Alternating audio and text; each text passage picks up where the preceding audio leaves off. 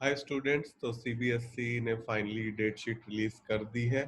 The clock has started ticking for the second time for you and जो भी uncertainties थी I think that should go out now. Date sheet उसी time पे आई है, 1 जुलाई से 15 जुलाई के बीच में ही आपके बचे हुए एग्जाम्स हैं।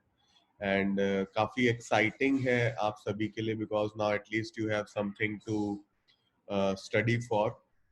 स्पेसिफिकली डेट शीट में क्लास 12th के जितने भी बचे हुए एग्जाम्स हैं उनकी बात करी गई है एंड उसके अलावा जो नॉर्थ ईस्ट में और दिल्ली में कुछ एग्जाम्स कंडक्ट नहीं हो पाए थे उनकी बात करी गई है। मैं आपको क्विकली उस डेट शीट को फटाफट दिखा देता हूँ।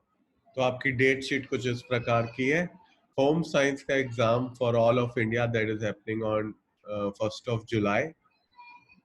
उसके बाद हिंदी के एग्जाम होंगे 2 जुलाई को, that is for all of India. North east और दिल्ली में जो कुछ एग्जाम्स रह गए थे विच इज फिजिक्स, अकाउंट्स और chemistry, some important exams from science as well as commerce perspective. तो वो फ्राइडे 3rd को फिजिक्स है, सैटरडे 4th को अकाउंटेंसी है, मंडे को केमिस्ट्री है।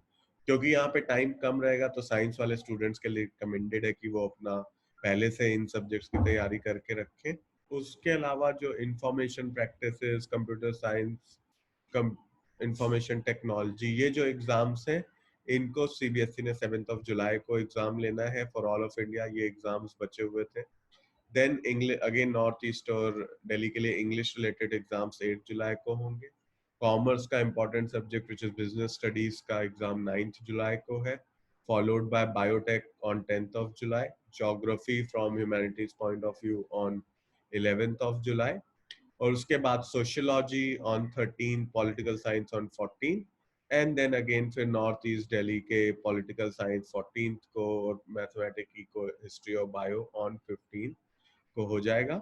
इसके अलावा सीबीएसई ने अपनी डिटेल्स में एक और बात जो कही है which is important specifically in this scenario is, जो एक और बात सीबीएसई ने कही है इन this scenario which fits a lot is कि कोविड को कैसे हैंडल करना है। सो सीबीएसई सेइंग कि आप सभी लोग अपने साथ एक ट्रांसपेरेंट सैनिटाइजर की बोतल रखिए, और सीबीएसई ने कहा है कि आप लोग एग्जाम्स मास्क लगा के दीजिएगा। So do carry your own mask in the examination centre, और फिजिकल डिस्टेंस के नॉर्म्स को फॉलो करिए।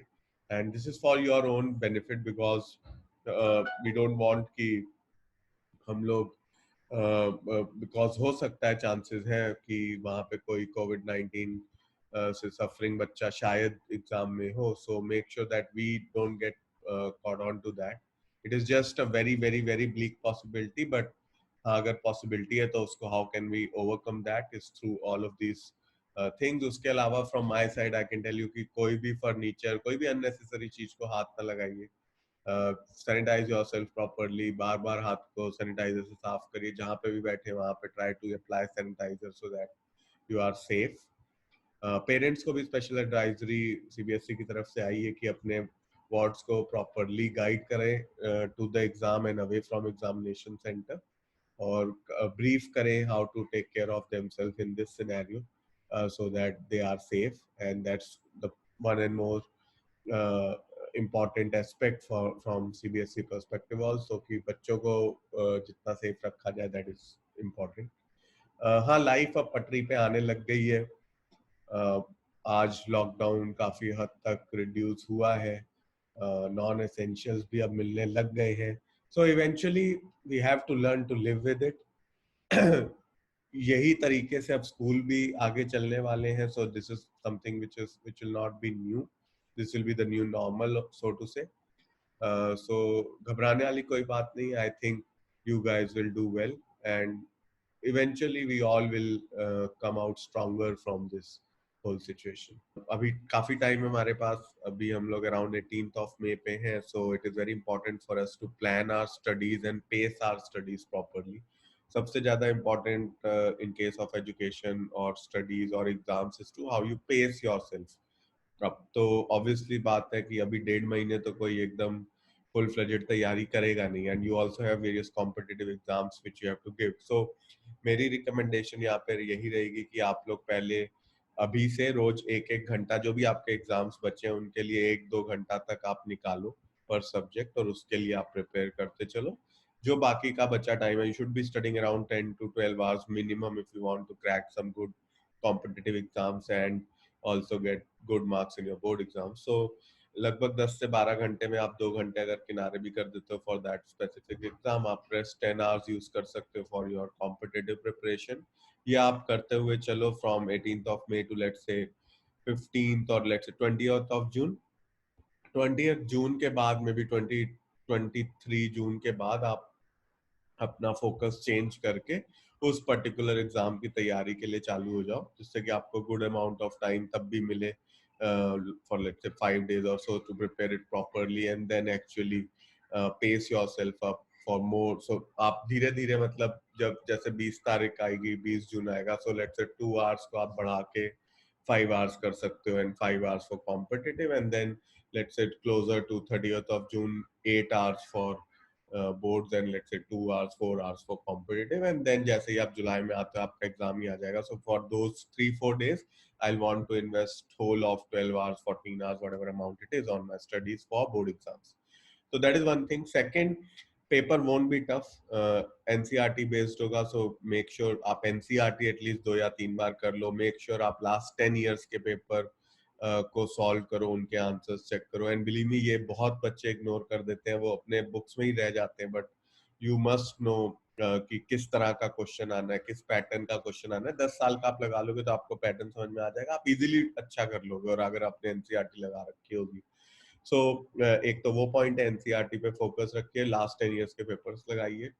उसके बाद लिख के प्रैक्टिस करिए, अगर कोई न्यूमेरिकल है तो उसको ढंग से करिए।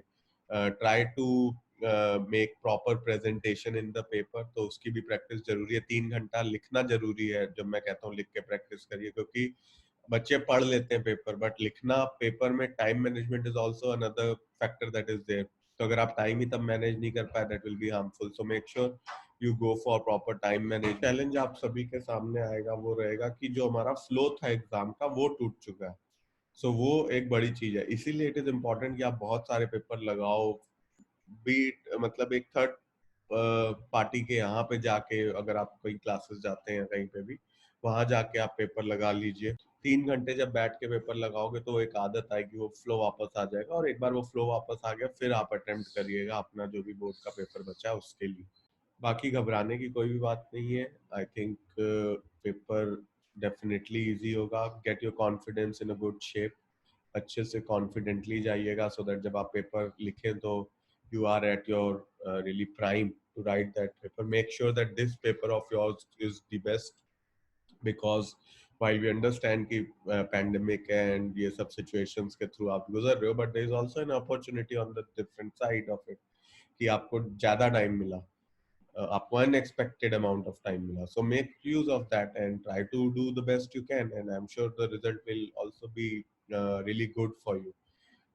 इसके अलावा अगर मेरी तरफ से आपको कोई भी और चीज़ चाहिए, किसी भी और टॉपिक पे मुझे कवर करने के लिए आपको अगर कोई एडवाइस है, तो प्लीज़ डू कमेंट।